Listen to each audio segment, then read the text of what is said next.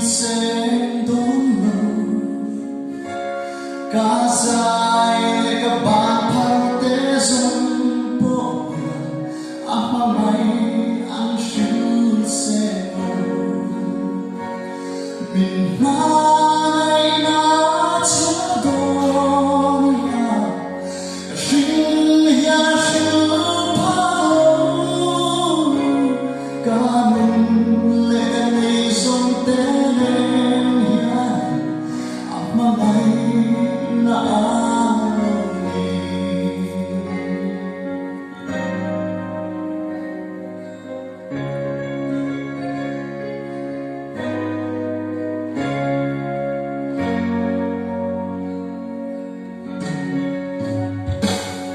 một sông cất chia sen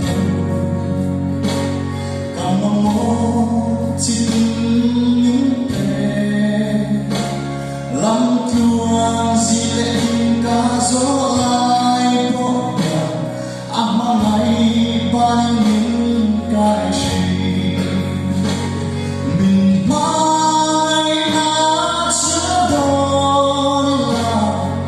riêng ya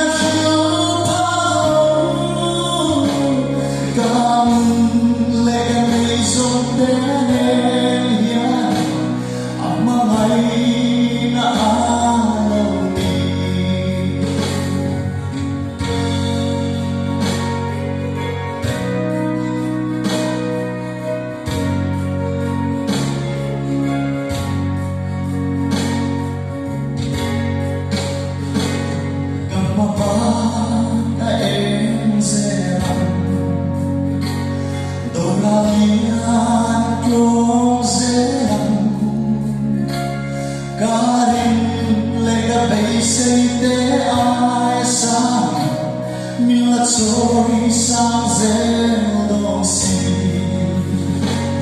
mình mai đã chờ đón là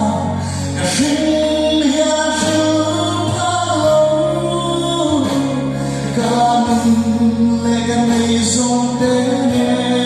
ya ama mai na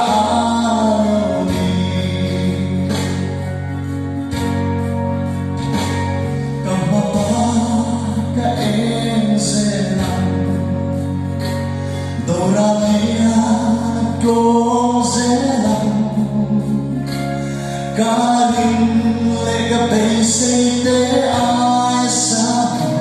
mình là trôi sang rêu đông xì mình mai đã chờ đón là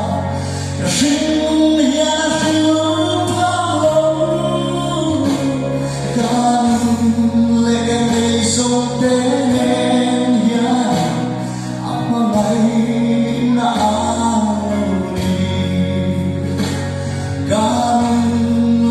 Hãy subscribe cho kênh Ghiền Mì Gõ để không bỏ lỡ những video hấp dẫn.